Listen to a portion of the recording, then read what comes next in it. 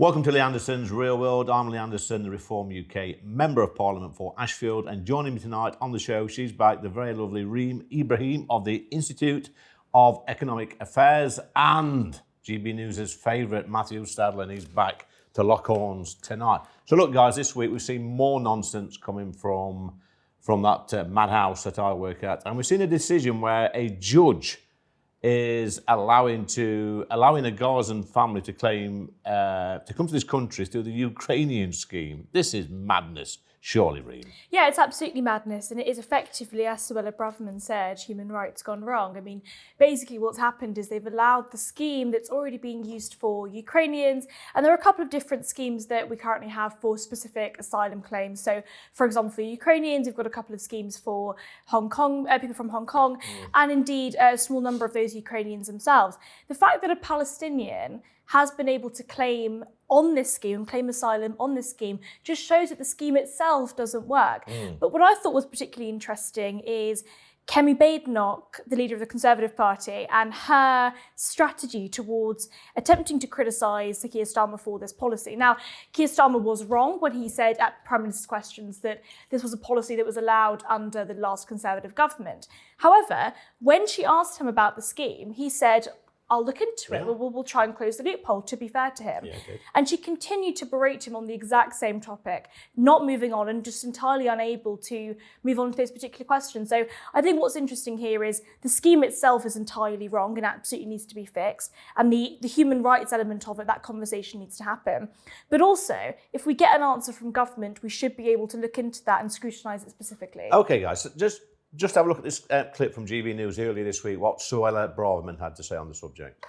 Well, it's an egregious example of human rights gone wrong.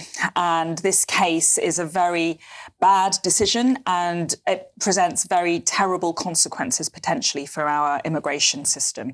The basis upon which this judge has reached his conclusion is flawed, and it represents a constitutional abomination, frankly, a great and bad example of judicial overreach.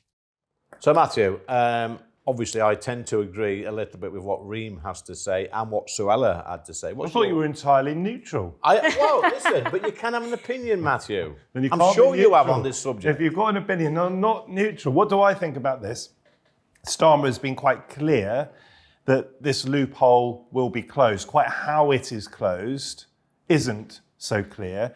My understanding is that he was wrong, as Reem says, to say that this was allowed, this claim, under the Tory government. Yeah. The claim was rejected while the Tories were still in power. Yes. And when Labour came into power, it was allowed on appeal. That doesn't mean it's because there was a Labour government. So if there is a loophole, which there seems to be, or the judge has interpreted it as such, it appears, then that is a legacy of the previous government. But on the substance of it, clearly it seems to me that the Ukraine scheme should not be able to be used by asylum seekers from other countries. I mean, it is the Ukraine scheme. Surely the name. But there is another question, and Starmer's clear about that as well, but there is another question, and that is, we've all seen the utter devastation that has befallen Gaza. And some people will blame Israel, some people will blame Hamas, some people might blame both. I would blame both. What we do know is the extent of the human suffering there. Unbelievable numbers of children simply ripped out of their homes with nowhere to go. Are you guys saying that we should take no Palestinian refugees at all? Matthew, Why do we take Ukrainian refugees? Why do we take people from Hong Kong? Why would we not take some people, from Palestine? Matthew, those are entirely different issues. I mean, Hong Kong, I think, is an entirely different issue to Ukraine. It is. Ukraine is obviously a war in Europe, so there is a strategic interest here. And hold on a minute, Reem, just to clarify this, Matthew, we took women and children from Ukraine to keep them safe. Not fighting-aged men. Exactly. Why do you keep talking about fighting-aged men? Because we don't. You know the rhetoric. You know what that's doing. That is trying to sow the seeds of fear. It's not about the rhetoric. It's about fundamentally women and children are much more vulnerable than fighting-aged men. Why are you calling them fighting-aged men? Why not working-age men? I'll tell you what, the clue's in the title, Matthew. Are you suggesting they're coming over here to fight? Well, the clue's in the title. Fighting age men should stay in their own country and fight for Are you saying that Palestinians should be fighting Israel? Sorry, all right, let me ask you the question. I've got to be allowed to ask the question.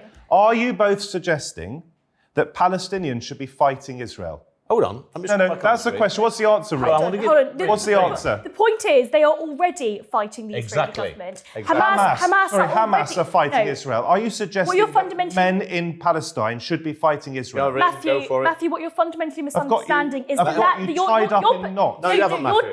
You're talking about the language that I'm using and saying that that's somehow some kind of negative Inflammatory, rhetoric. yeah. It's not inflammatory because there's a war going on, so they are fighting. Are That's you- literally what that means. This is insane. sorry, Hamas And is also, fighting. you are- Hamas is no, fighting. Are you also, suggesting it's- that Palestinian Matthew, civilians should be fighting Israel? Matthew, this is Stop not talking over. ultimately what you're saying is entirely irrelevant. You're pulling up on the language around fighting on working age. Whatever the fact, they are much less vulnerable than women and children who we have taken in from Ukraine.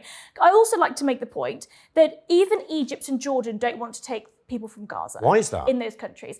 Because I'm Middle Eastern, right? And I will be very, very honest here. I think what is happening is that a lot of Middle Eastern countries view people in Gaza as though they are effectively travelers, they are effectively criminals, they are effectively, and whether rightly or wrongly, these people have been sheltered. They have had much less education than the average person in the Middle East. Yeah. And it means that they just can't cope. I mean, Egypt, I'm half Egyptian. In Egypt, they have a huge population crisis. Cairo is literally, there's so many people that they've had to build a whole new city to try and alleviate the population pressures. These countries cannot take these people and they're just saying no. And they are bordering these areas. Sorry, where do you think they should be? Where do you think they should leave? Do you think they should be ethnically cleansed, like Trump suggests, or should should they live in Gaza? And if they live in Gaza, where are they going to live at the moment if they haven't got any houses? Okay, but answer my question, guys. You've had a long turn. Answer my question. If you don't want men, that's your view. Do you think we should take Palestinian women and children, some, as refugees into this country? I do. I think we should do our bit. But ultimately, we've taken so many refugees from so many different wars over the last few years. I think we need to have a conversation about what's right for Britain as well. And look, we have been a very, very welcoming and open country. And look at where it has led us. I think we need to have a balance here. I'm not saying we shouldn't take any Palestinians. What I am saying is we need to have an open conversation about where it goes right and where it goes wrong. And these people, we have no idea what their criminal backgrounds are. We have no idea where they've come from specifically. And we have no idea if they've committed crimes in the past. We also have no idea if they are themselves Hamas members. So we have to have these conversations and be very clear. We have to do what's right for Britain, and then we can start worrying about the rest of the world. Well, let me just put this one to Matthew. I'm sure he'll agree with me on this one, Reem. Donald Trump's come up with a suggestion, which was quite interesting, about 10 days ago, about actually taking over the Strip and moving people out and making it into a go-to destination. Is that ethnic cleansing, Matthew, or a sensible solution? Yeah, I think it's ethnic cleansing, and I think it's despicable as a consequence. The idea that Donald Trump is wading in with his massive boots and trying to treat this age-old problem, or certainly decades-old problem. Some would argue centuries-old problem. Treat it as a real estate deal. That's absolutely unacceptable. What they should do... Come on, Reem. What they should do, I'm answering the question, what they should do is rebuild Gaza. And if it takes some of our cash to do bombed that, down again we in should. 20 years' time. Well, it shouldn't have been bombed down in the first place. Far too many people died. To be fair, far too many people were killed by the Israeli state as a consequence of the barbarism of October the 7th. None of this is that difficult to understand. But the idea that they should be simply ethnically cleansed is absolutely offensive. So to be fair, I mean, I don't agree with the ethnic cleansing description, but I do think that Trump's perspective on the Gaza issue was quite insane, to be honest. I don't think it's feasible. It's also interesting that in the same week, Elon Musk is saying we're going to cut all foreign aid spending. Trump is saying we're going to spend all this American taxpayer money in Gaza. I don't think it was ever a feasible solution. I think it was him basically being friendly to Netanyahu. So I don't think we should take that seriously. I think there's also the fundamental point here. What's happened in Israel and in Palestine is absolutely horrendous, but it's been going on for so long. Yep. I don't think that foreign taxpayer money should be spent in the area itself. What should happen is the two-state solution be respected. That can't happen as long as Hamas exists. Exactly. It can't happen as long as Hamas have control over Gaza. And we've seen what's happened this week. How do you get rid of Hamas then? How do you get rid of these evil? How do you get rid of this evil? Because the idea that you can beat Hamas through military means has been tested to destruction.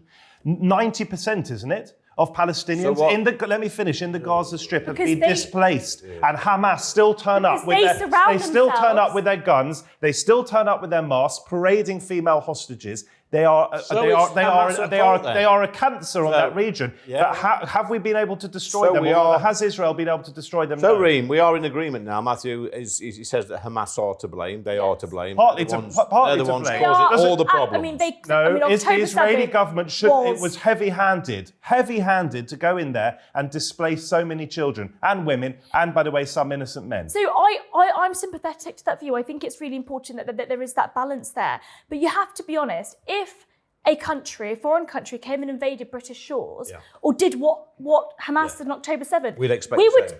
We wouldn't just do what Israel did. We would drop a nuclear bomb. No, we I'm sorry, wouldn't drop. But this is I'm sorry, but insanity. This is but this political is, you know, if insanity. this is- To if suggest this that was going- Britain would have dropped a Matthew, nuclear give it bomb to on rest. Matthew, Come on, October mate. the I don't 7th. know. Matthew, This I'm is using just ridiculous. Matthew, I'm using hyperbole here. What I am saying is that we would absolutely have gone harder and faster than what Israel have. We certainly would not. Yes, we would. Yes, we would have. I'm sorry, but Matthew, if what happened on October 7th happened in the UK, we would have gone in and we would have used all of our military force in order to ensure that Hamas had been destroyed entirely. We would not have done But what has happened to the Gaza Strip. Israel are held up to a standard that other countries are not. It could be argued, Reem, that during the last war we did much worse in bombing Germany. It was relentless. We flattened cities. We hurt civilians. Yeah, we killed tens of And we thousands. should have a jolly good debate about that part of our history. Unfortunately, Listen, mate, if we don't- it's part of if- war. listen. And if that didn't happen, then we'd all be speaking German right now. Exactly. So thank you. Another feisty debate. But coming